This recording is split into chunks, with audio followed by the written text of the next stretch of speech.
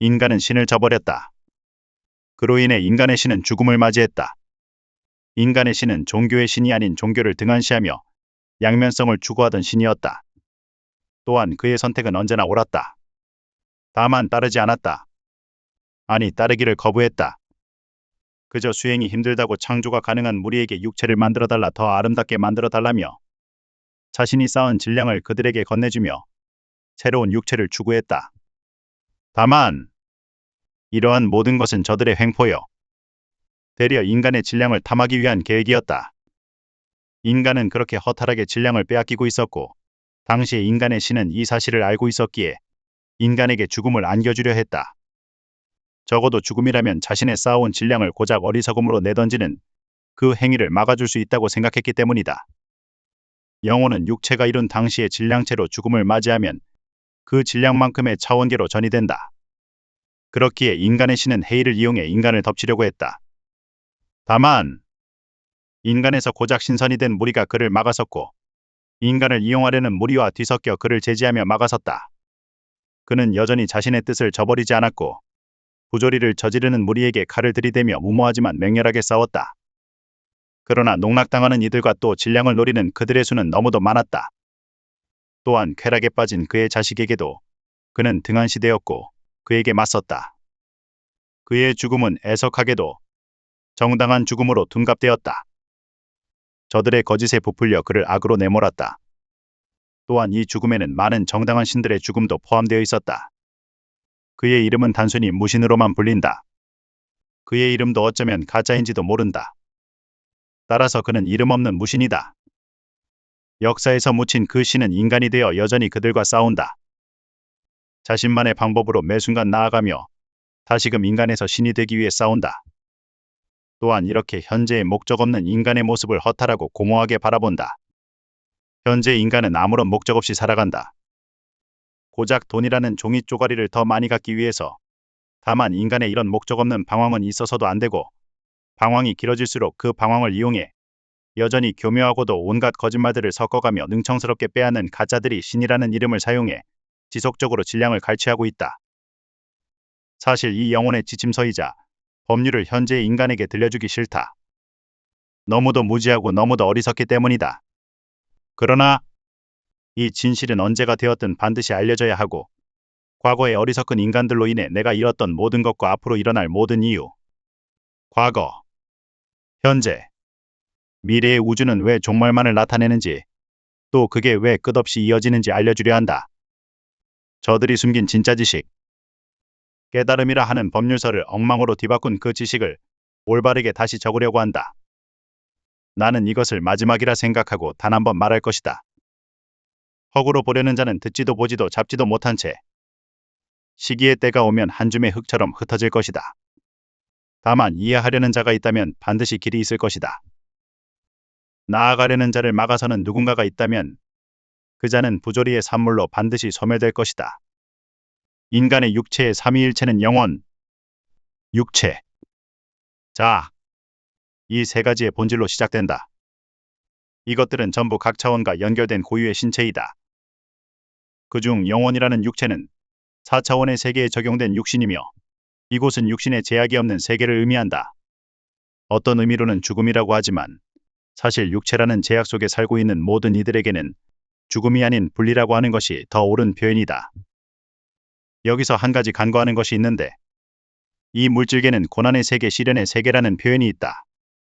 즉 수행이라는 관점식으로 옳은 수행법을 행하면 수명을 조금씩 늘려 이 물질계에서 분리가 아닌 좀 더 오랜 시간을 머물 수 있다. 이것을 다른 말로는 진동수를 높인다는 표현을 쓴다. 또한 이 진동수를 지속적으로 높였을 때는 반드시 육신의 변화가 찾아오고 이 육신의 진동수가 일정한 주기를 넘었을 때는 과학으로 설명할 수 없는 힘을 사용할 수 있다. 그리고 마지막으로 육체가 변하고 이능이 발현되고 그 이능의 힘이 일정한 주기를 넘게 되면 비로소 차원이라고 하는 특별한 세계관이 열리게 된다. 이것을 불교에서는 열반이라고 표현한다. 여기까지가 물질계에서 인간이 본래 해내야 할 수행이라는 것이다. 이 4차원이라는 세상은 단순히 귀신이 보이고 영원히 보이는 죽음 이후의 세상을 의미하는 것이 아니다. 불교의 교리 중에 6가지 육도 윤회라는 말을 아는가? 이것은 세계를 의미한다. 지옥, 악귀, 축생, 아수라, 인간, 천상. 이 같은 세계관도 물질 단위의 현세계, 즉 이것과 비슷하거나 같다. 즉, 이 6가지 세계관도 각각 장소만 다를 뿐 물질계라는 점은 틀림없는 사실이다. 또한 이곳에서도 수행을 통해 상승을 이뤄야 한다는 점은 같다.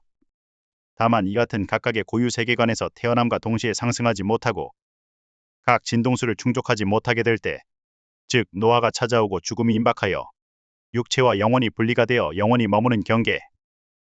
이것이 바로 4차원의 세상, 즉 물질계와 분리가 된 영의 세계라는 말이다.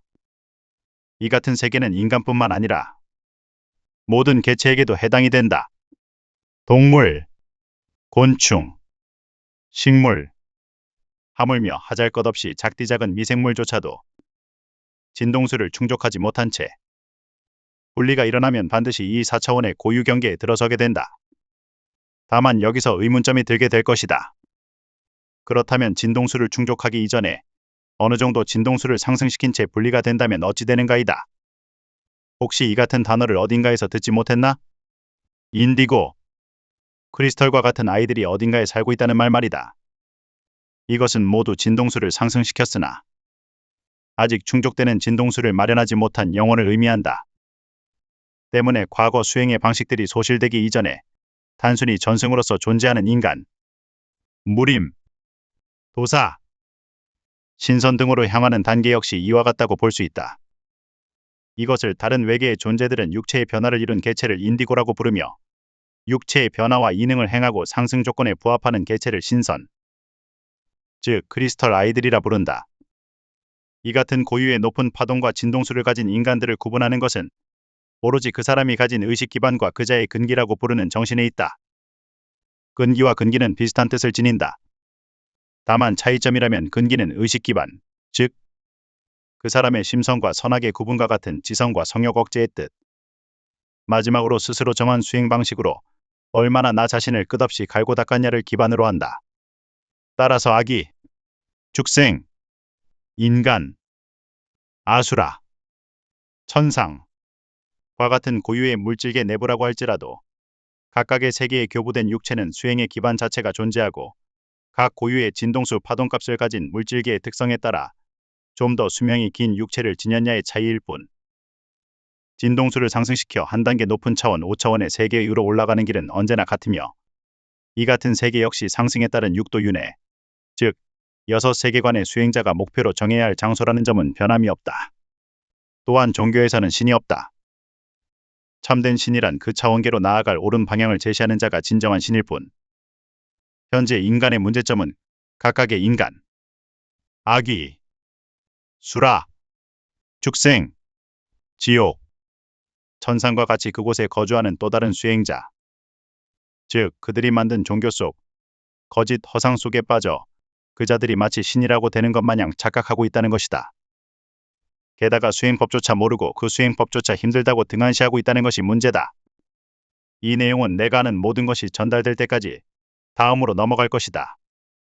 다음은 물질계에서 수행은 어떤 역할과 변화를 나타내는지, 현재의 육체의 타당성과 이 육체가 주변을 어떤 식으로 바꾸는지 설명하려 한다.